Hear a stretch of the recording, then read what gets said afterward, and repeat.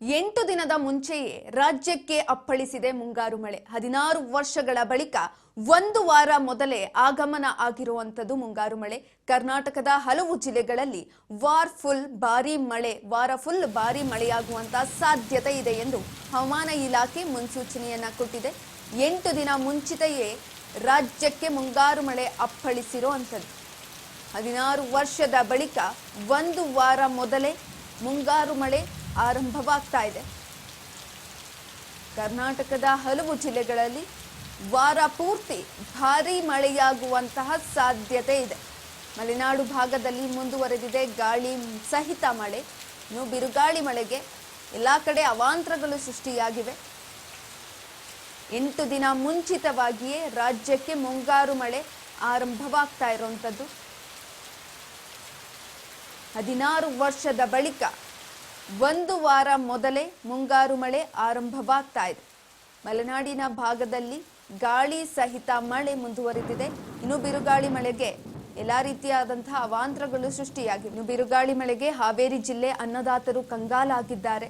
ಹಾನಗಲ್ನ ಅರಿಶಿನಗುಪ್ಪೆಯಲ್ಲಿ ಮೆಕ್ಕೆಜೋಳ ನೀರ್ಪಾಲಾಗಿದೆ. ಪೂರ್ವ ಮುಂಗಾರಿನ ಆರ್ಭಟಕ್ಕೆ ಭರ್ತಿಯಾಗಿತ್ತು ಯುಗಚಿ ಡ್ಯಾಂ.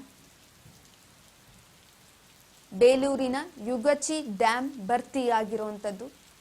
500 ಕ್ಯೂಸೆಕ್ ನೀರು ಹೊರಕ್ಕೆ ತೆಗೆಯಲಾಗಿದೆ.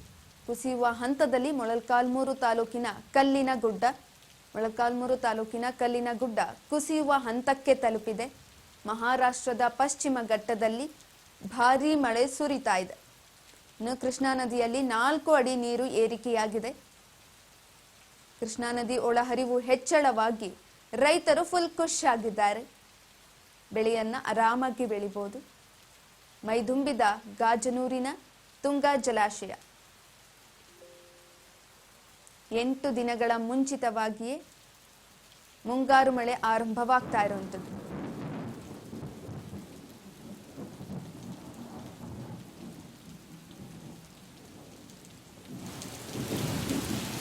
ಮುಂಗಾರು ಮಳೆ ಆಗಮನ ಆಗ್ತಿದ್ದಂತೆ ವರುಣಾರ್ಭಟ.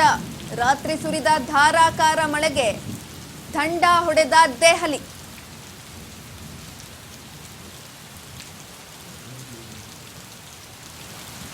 ದೆಹಲಿಯಲ್ಲಿ ಮಿಂಟೋ ರಸ್ತೆಯಲ್ಲಿ ನೀರಿನಲ್ಲಿ ಕಾರು ಮುಳುಗಿದೆ. ಮುಂಗಾರು ಮಳೆ ಆಗಮನ ಆಗ್ತಿದ್ದಂತೆ ವರುಣಾರ್ಭಟ ಜೋರಾಗ್ತಾ ಇರುವಂಥದ್ದು.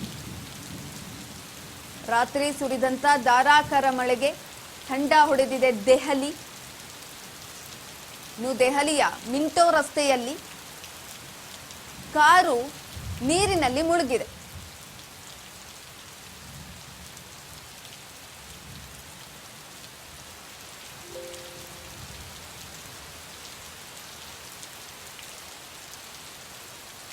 ಮುಂಗಾರು ಮಳೆ ಆಗಮನ ಆಗ್ತಿದ್ದಂತೆ ವರುಣಾರ್ಭಟ ಜೋರಾಗಿದೆ. ರಾತ್ರಿಯಿಡೀ ಮಳೆ ಸುರಿತಿದೆ. ಅದೇ ರೀತಿಯಾಗಿ ದೆಹಲಿನಲ್ಲಿ ರಾತ್ರಿ ಇಡೀ ಸುರಿದಂಥ ಧಾರಾಕಾರ ಮಳೆಗೆ ಥಂಡ ಹೊಡೆದಿದೆ ದೆಹಲಿಯಲ್ಲಿರುವಂಥ ಮಿಂಟೋ ರಸ್ತೆಯಲ್ಲಿ ಕಾರು ನೀರಿಗೆ ಮುಳುಗಿದೆ.